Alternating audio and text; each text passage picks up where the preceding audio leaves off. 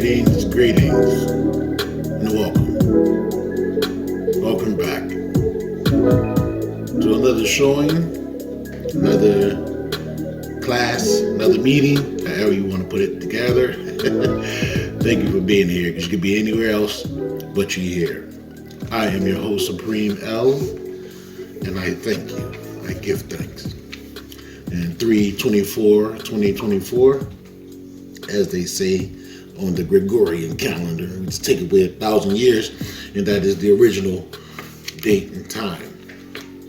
I want to first give thanks to Prophet Sheik Sharif Abdul for just being a beacon of light, not just for me, but for all of our people. I am glad that Allah brought him to us. I am forever grateful for a lot of things that was going on in my life that, at times where I felt like I just, I couldn't make it. I couldn't go on. I was at an impasse, and I just, I go and I talk to the brother. I talk to Sheik, and it's funny. He just smiles at me, and envision that. I envision he just smiles at me, and everything turns out all right. Everything ends up in my favor and all right. So I want to give that brother honors to the Prophet Noble Ali, Sheik Sharif Abdul Ali. So, and let me begin by saying this proclamation. I hereby inform all members that they must end all radical agitating speeches while at work, in their homes, or on the streets. We are for peace and not destruction. Stop flashing your cards at Europeans. It causes confusion. Remember, your card is for your salvation. Failure to obey these orders will be of severe consequence. We are for love, truth, peace, and freedom. And when these principles are violated, justice then must take its course. Any member or group of members who hold malicious feelings toward the temple or the prophet, or violate the divine covenant of the Moorish movement, will receive their reward from Allah for their unjust deeds. All true Moors will and must obey the law as laid down to them by their prophet. If they lose confidence in their prophet, they should turn in their card button, cease wearing their turban or fez, and return to the state where I, the prophet, found you.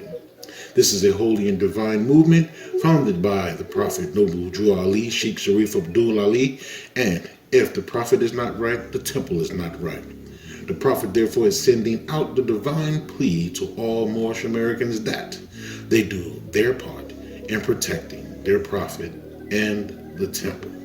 This is an everlasting movement founded by the prophet through the will of Allah to redeem his peoples from their sins. I just want to put that out there before we begin. And I want to continue on what we were reading on a previous showing and meeting about Congressman Louis McFadden speaking on the economic enslavement or entrapment dealing with the Federal Reserve systems. And please, pay attention to the dates and do some investigation on the dates.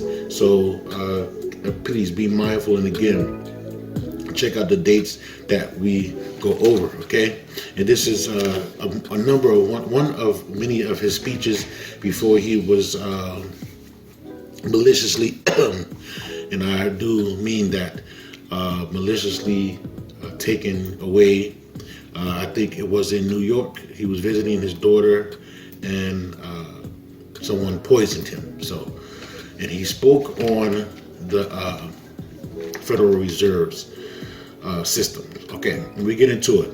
Him speaking, Honorable L.T. Hill, a former member of the House, said, and truly, there are obligations of the government for which the United States receive nothing, and for that payment of which at any time it assumes the responsibility, looking to the Fed to recoup itself. If this United States is to redeem the Fed notes when the general public finds its cost to deliver this paper to the Fed, and if the government has made no provisions for redeeming them, the first element of unsoundness is not far to seek. Before the Banking and Currency Committee, when the bill was under discussion, Mr. Crozier of Cincinnati said, the imperial power of elasticity of the public currency is wielded exclusively by the central corporations owned by the banks. This is a life and death power over all local banks and all businesses. It can be used to create or destroy prosperity, to ward off or cause stringencies and panics. By making money artificially scarce, interest rates throughout the country can be arbitrarily raised and the bank tax on all business and cost of living increased for the profit of the banks owning these regional central banks, and without the slightest benefit to the people.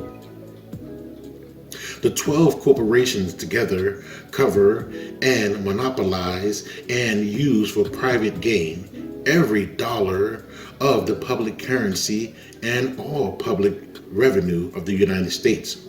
Not a dollar can be put into circulation among the people by their government without the consent of and on terms fixed by these 12 private money trusts. So let's take a quick look at that right there. If you look up the 12 corporations of the banking system, do some research on that, and at this time, early 1900s, let's distinguish what a dollar is, what a bill is, what currency is. I implore you to do your research on that, family, and we're going to continue.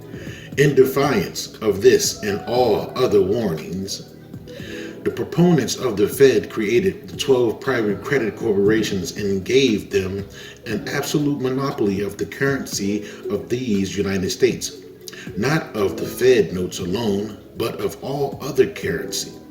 The Fed Act providing ways and means by which the gold and general currency in the hands of the American people could be obtained by the Fed in exchange for Fed notes, which are not money, but mere promises to pay. Now, I want to go back to that. So we hit that home. The Federal Reserve notes is not money. It is not money. According to the Constitution, we will see what the real money is. Since the evil day when this was done, the initial monopoly has been extended by vicious amendments to the Fed and by the unlawful and treasonable practices of the Fed. And then we have one leading into here saying, money for the Scottish distillers.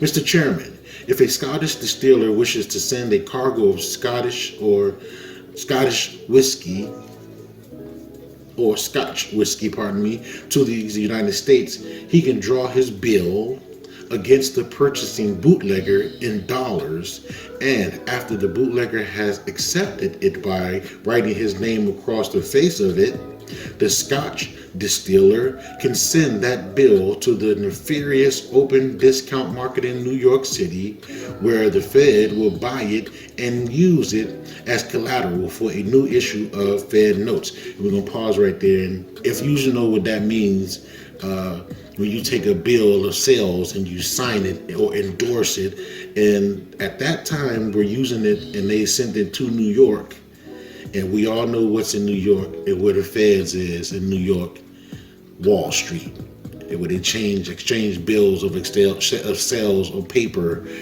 daily, or the stock exchange. So look into that, just a tidbit for you on that. But to continue, thus the government of the United States pay the Scotch distiller for the whiskey before it is shipped and it is lost, or if it is lost on the way, or if the Coast Guard seizes it and destroys it, the Fed simply write off the loss, and the government never recovers the money that was paid to the Scotch distiller. While we are attempting to enforce prohibition here, the Fed are in the distillery business in Europe and paying bootlegger bills with public credit of these United States. And then you want to look into that, the deficit at that time growing, and see the outside influences that boosted the national debt, per se. And we continue with his speech, and he's speaking, Mr. Chairman, by the same process, they compel our government to pay the German brewer for his beer. And I want to say this real quick before I get into the next paragraph. The United States company and Germany are bedfellows. And just my opinion, you know what I'm saying? That's just my opinion, and I have strong opinions about that. Like, as you will see out throughout history, when from early 1900 up into 1945, and thus with Hitler and the Nazis, Germany did not lose the war. If we look at the Project Paperclip, the United States company bought over 200 scientists and German men over here, and established, such things as NASA. So look up Project Paperclip, and do some investigation on that, because I can say now that Germany did not lose the war, and they're all been buddies for this whole time. If you look into the Deutsche Bank and look into the Bush connection, that's a lot. There's a lot there. JFK and the Bush connection with Germany. Y'all, please look that up. And we'll continue. I digress on that and continue. Why should the Fed be permitted to finance the brewery industry in Germany, either in this way or as they do by compelling small and fearful United States banks to take stock in the Eisenbeck brewery and in the German Bank for Brewing Industries? And I want to stop right there, because the Eisenbeck, it brings me to when I was in the store sometime, and I see the beer, and there's the beer that's up there, there's Beck's beer, B-E-C-K, and it takes me back to the Eisenbeck brewery here, the I-S-E-N-B-E-C-K brewery. So just a little something, I want to throw that out there. I do see a lot of Beck's for beer. They say the commercial, when you see the commercial, used to see the commercial, Beck's German for beer. All right, so just to throw that out there. And this is a Warsteiner group. I don't know if it's the beer can caps have the Eisenbeck name on there, and I'll try to put these pictures up in the show as I upload it. But it's Warsteiner group, Gruppe, German, and that's what you can look into. The Eisenbeck Premium Pilsner. The Eisenbeck Brewery was known as the private brewery of the city of Hamm, H-A-M-M, since 1769. The beer, with the red coated rider on its logo, was brewed here. After brewing ceased in 1990, the Warsteiner Group made the decision to continue the regional brand with the long heritage. And it has a website where you can see the brands of it. Mr. Chairman, Mr. McFadden continues to speak. If Dynamit Nobel AG of Germany, and it's D-Y-N-A-M-I-T, Nobel of Germany, wishes to sell dynamite in Japan to use in Manchuria or elsewhere, it can draw its bill against the Japanese customers in dollars and send that bill to the nefarious open discount market in New York City, Wall Street, where the Fed will buy it and use it as collateral for a new issue of Fed notes. While at the same time the Fed will be helping dynamite Noble by stuffing its stock into the United States banking system. Why should we send our representatives to the disarmament conference at Geneva while the Fed is making our government pay Japanese debts to German munitions markers? Wow. And that's in red when he said that. That was in bold red letters. Again, Mr. McFadden speaks. Mr. Chairman, if a German wishes to raise a crop of beans and sell them to a Japanese customer, he can draw a bill against his prospective Japanese customer in dollars and have it purchased by the Fed and get the money out of this country at the expense of the American people before he has even planted the beans in the ground. Mr. Chairman, if a German in Germany wishes to export goods to South America or any other country, he can draw his bill against his customers and send it to these United States and get the money out of this country before he ships or even manufactures the goods. Mr. Chairman, why should the currency of the United States be issued on the strength of German beer? Why should it be issued on the crop of unplanted beans to be grown in Chile for Japanese consumption? Why should these United States be compelled to issue many billions of dollars every year to pay the debt of one foreigner to another? Why it for this that our national bank depositors have their money taken out of our banks and shipped abroad? Was it for this that they had to lose it?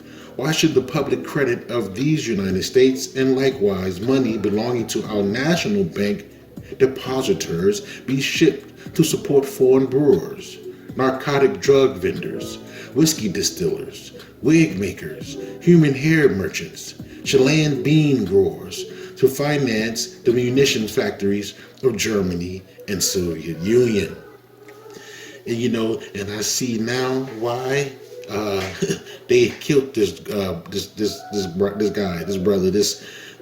man. I see why they killed or had to kill Louis T. McFadden, because he was making some strong noise there. He was making a lot of noise, and we're going to continue.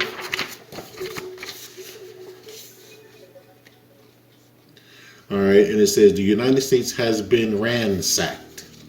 All right, and he continues to speak. The United States has been ransacked and pillaged. Our structures have been gutted and only the walls are left standing. While being perpetrated, everything the world would rake up to sell us was bought in here at our expense by the Fed until our markets were swamped with unneeded and unwanted imported goods priced far above their value and made to equal the dollar value of our honest exports, and to kill or reduce our favorite balance of trade. As agents of the foreign central bank, the Fed try by every means in their power to reduce our favorable balance of trade.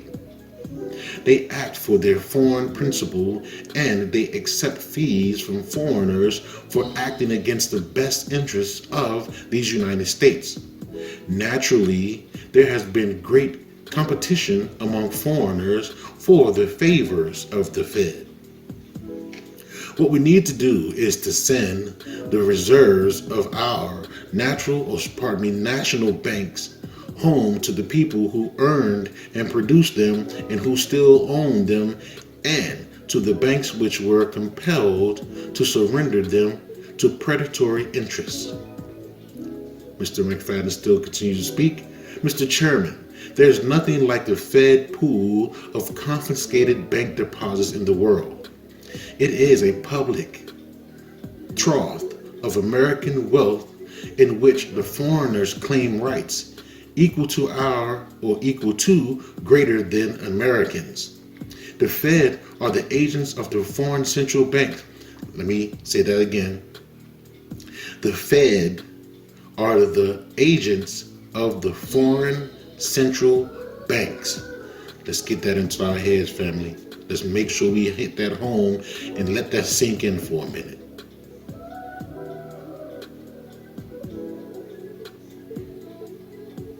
Okay, they use our bank depositors' money for the benefit of their foreign principals. They barter the public credit of the United States government and hire it or to foreigners at a profit to themselves. All this is done at the expense of the United States government and at a sickening loss to the American people. Only our great wealth enabled us to stand the drain of it as long as we did. And he goes to speak in red, bold letters again. We need to destroy the Fed within our national reserves are impounded for the benefit of the foreigners. We need to save America for Americans. Let me read that again because that is in bold red letters when Mr. McFadden said this. We need to destroy the Fed within our national reserves are impounded for the benefit of the foreigners. We need to save America for Americans.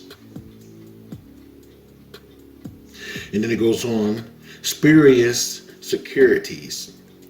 Mr. McFadden speaks again. Mr. Chairman, when you hold a $10 Fed note in your hand, you are holding a piece of paper which sooner or later is going to cost the United States government $10 in gold, unless the government is obligated to go off the gold standard. And we'll pause right there, as this is still in 1913 early. We know further on, later on, that gold was actually taken away with the we can look up HJR, House Joint Resolution 192, and that's going to speak on a Congressman, James Trafficant, and he did a speech about the 1933 Banking Act with Franklin Delano Roosevelt. Okay, and we'll continue. It is based on Limburger cheese, reported to be in foreign warehouses or in cans purported to contain peas, but may contain salt water instead, or horse meat. Illicit drugs, bootleggers' fantasies, rags and bones from Soviet Russia, or of which the United States imported over $1 million worth last year. On wines, whiskey, natural gas, goat and dog fur, garlic on the string, and Bombay ducks. If you'd like to have paper money, which is secured by such commodities, you have it in the Fed note. If you desire to obtain the thing of value upon which this paper currency is based, that is, the Limburger cheese, the whiskey, the illicit drugs, or any of the other staples, you will have a very hard time finding them. So that went from that note or dollar or bill, if you want to call it, being backed by gold and silver to becoming backed by commodities, illicit drugs, whiskey, cheese, even goat and dog fur, even horse meat at that time. So it's really shrewd, man. Them Federal Reserve is shrewd, man. But we continue. Mr. McFadden continues to speak. Many of these worshipful commodities are in foreign countries. Are you going to Germany to inspect her warehouses to see if the specific things of value are there? I think more. I do not think that you would find them there if you did go. On April 27, 1932, the Fed outfit sent $750,000 belonging to American bank depositors in gold to Germany. A week later, another $300,000 in gold was shipped to Germany. About the middle of May, $12 million in gold was shipped to Germany by the Fed. Okay. Let's pause for a second there, okay? Because here on April 27th, 1932, please look that up, write that down, look it up. The Fed outfit, the Federal Reserve Fed outfit sent $750,000 belonging to American bank depositors, to Americans, in gold to Germany. Then another $300,000 in gold to Germany. Then another $12 million in gold to Germany. Whew. Wow. Almost every week there is a shipment of gold to Germany. These shipments are not made for profit on the exchange, since the German marks are below parity with the dollar. Mr. Chairman, I believe that the national bank depositors of these United States have a right to know what the Fed are doing with their money, the real gold, silver. There are millions of national bank depositors in the country who do not know that a percentage of every dollar they deposit in a member bank of the Fed goes automatically to American agents of the foreign banks, and that all their deposits can be paid away to foreigners without their knowledge or consent by the crooked machinery of the Fed and the questionable practices of the Fed. Mr. Chairman, the American people should be told the truth by their servants in office. In 1930, we had over $500 million outstanding daily to finance foreign goods stored in or shipped between several $billion. What goods are these on which the Fed yearly pledged several billions of dollars? In its yearly total, this item amounts to several billions of dollars of the public credit of these United States. What goods are those which are hidden in European and Asiatic stores, have not been seen by any officer of our government, but which are being financed on the public credit of the United States government? What goods are those upon which the 17 United States government is being obligated by the Fed to issue Fed notes to the extent of several billions of dollars a year? Okay, then we go on to, he says, the banker's acceptance racket, okay? And he continues to speak. The Fed have been international bankers from the beginning. Okay, wow. The Fed have been international bankers or banks from the beginning, with these United States as their enforced banker and supplier of currency. But it is nonetheless extraordinary to see these 12 private credit monopolies buying the debts of foreigners against foreigners in all parts of the world and asking the government of the United States for new issues of Fed notes in exchange for them.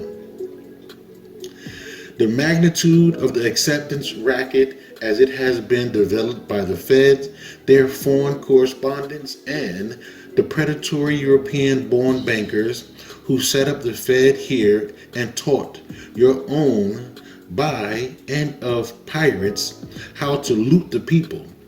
I say, the magnitude of this racket is estimated to be in the neighborhood of, now let's see, $9 billion per year. That's 9. 1, 2, 3, 1, 2, 3, 1, 2, 3 with 9 nines behind them. Wow. $9 billion per year. In the past 10 years, it is said to have amounted to, ooh, snap, $90 billion in the last 10 years at that time. Wow.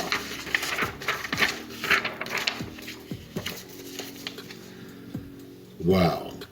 In my opinion, Mr. McFadden continues, it has amounted to several times that much, coupled to this year have, to the extent of billions of dollars, the gambling in the United States securities, which takes place in the same open discount market, a gambling of which the Fed is now spending $100 billion per week. Wow.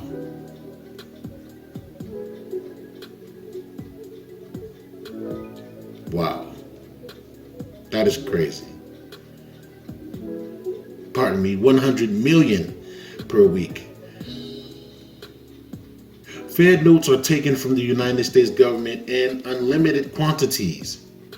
Is it strange that the burden of supplying these immense sums of money to the gambling fraternity has at last proved too heavy for the American people to endure? Would it not be a national calamity to again bind down this burden on the backs of the American people, and by means of a long rawhide whip of the credit masters, compel them to enter another 17 years of slavery? They are trying to do that now. They are trying to take 100 million of the public credit of the United States every week, in addition to all their other seizures, and they are sending that money to the nefarious open market to reestablish their graft as a going concern. They are putting the United States government in debt to the extent of 100 million a week. And with the money, they are buying our government securities for themselves and their foreign principals.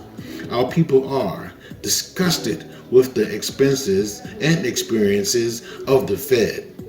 The Fed is not producing a loaf of bread, a yard of cloth, a bushel of corn, or a pile of cordwood by its check knitting operations in the money market. Again, Mr. Fadden speaks. Mr. Speaker, on the 13th of January of this year, I addressed the House on the subject of the Reconstruction Finance Corporation. In the course of my remarks, I made the following statement: in the 1928, the member banks of the Fed borrowed $6,598,690,000 from the Fed on their 15-day promissory note.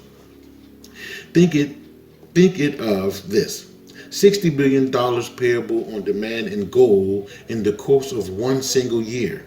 The actual amount of such obligations is called the 6 times as much monetary gold as there is in the world. Such transactions represent a grant in the course of one single year of about $7 million to every member of the Fed. It is any wonder that American labor, which ultimately pays the cost of all banking operations of this country, has at least and at last proved unequal to the task of supplying this huge total of cash and credit for the benefit of the stock market manipulators and foreign swindlers. In 1933, the Fed presented the staggering amount of $60,598,690,000 to its members' bank at the expense of the wage earners and taxpayers of these United States. In 1929, the year of the stock market crash, the Fed advanced $58 billion to members' banks. In 1930, while the speculating banks were getting out of the stock market at the expense of the general public, the Fed advanced them $3,022,782,000. This shows that when the banks were gambling on the public credit of these United States, as represented by the Fed's currency, they were subsidized to any amount they required by the Fed. When the swindle began to fall, the bankers knew in advance and withdrew from the market. They got out when whole skins and left the people of these United States to pay the piper. My friend from Kansas, Mr. McGrugan, has stated that he thought the Fed lent money on rediscontinuing.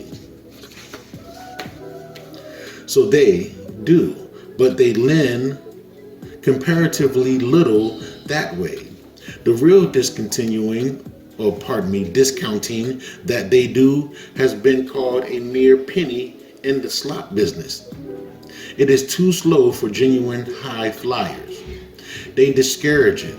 They prefer to subsidize their favorite banks by making them $60 billion advances, and they prefer to acquire assistance in the nefarious open discount market in New York, where they can use it to control the price of stocks and bonds on the exchanges. For every dollar they advanced on discounts in 1928, they lent $33 to their favorite banks, for whom they do a business of several $billion income tax on their profits to these United States. The John Law swindle, and that is something that's going to come up, and you can look into that.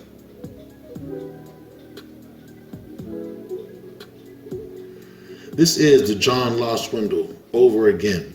The theft of Teapot Dome was trifling compared to it. What king ever robbed his subject to such an extent as the Fed has robbed us? Is it any wonder that there have been lately 90 cases of starvation in one of the New York's hospitals? Is there any wonder that the children are being abandoned? The government and the people of the United States have been swindled by the swindlers deluxe, to whom the acquisition of America or a parcel of Fed notes presented no more difficulty than the drawing up of worthless acceptance in a country not subject to the laws of the United States.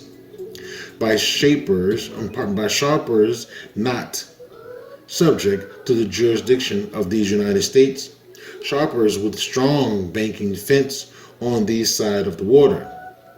A fence acting as a receiver of a worthless paper coming from abroad, endorsing it and getting the currency out of the Fed for it as quickly as possible, exchanging that currency for gold, and in turn transmitting the gold to its foreign confederates. This is crazy. This is crazy.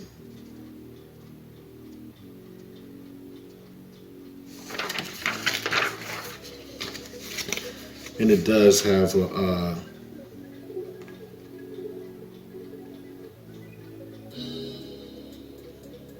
we're gonna end it up here, because the next time we come back on here, we're going to get into the fiat money, which we are using today. And there's a picture. I don't know. I'm gonna try to upload it. I don't know. They can't really see it there. This is an original 20 gold certificate. I don't know if y'all can really see that or not, but it's a 20 gold signature. It's a $20 gold certificate. It says in gold, but I'm gonna try to upload this picture into there. But it's a $20 gold certificate from what I'm reading. And we'll get back on here and continue that coming up on the next show. And again, it's a good read there about Louis T. McFadden. Again, you know, before he met his demise, he was really opening up about the Federal Reserve System and how it's not part of the United States at all. It's not. You know, you're paying taxes, and like even the IRS and all that is not part of the United States system. It's not part of our government for real. You know, Our people has been swindled. Our people has been taken for a ride, and it's time that no, we're not doing no insurrection of the government and all that. We're just petitioning and letting them know that we know who we are, we know what happened, and it's time for everything to be turned right. That's what we need to be doing, as a people, as a government body, really, because we're really the government. They are servants. They're supposed to serve us, but we're the real government. So. But that is a good read, though. Mr. McFadden was starting to open up a lot about the feds, and it's not just him. It was a number of congressmen that were at the forefront of saying what the Fed and the central banks were doing to enslave our people. So but we'll come back and we're gonna continue that again. Thank you for joining me on this meeting again. I give thanks, honor to the family. Again, research. Always research. Always want to know and be in the know. Because if you don't know, you don't know. So always research, always read. Again, I want to thank Sheik, Sharif, Abdul Ali. I'll be back on, and we're going to continue where we left off from there on Mr. McFadden's speeches on the House. So with that being said, I give thanks, honor, and love. And until next time, take care of yourselves and each other. Peace.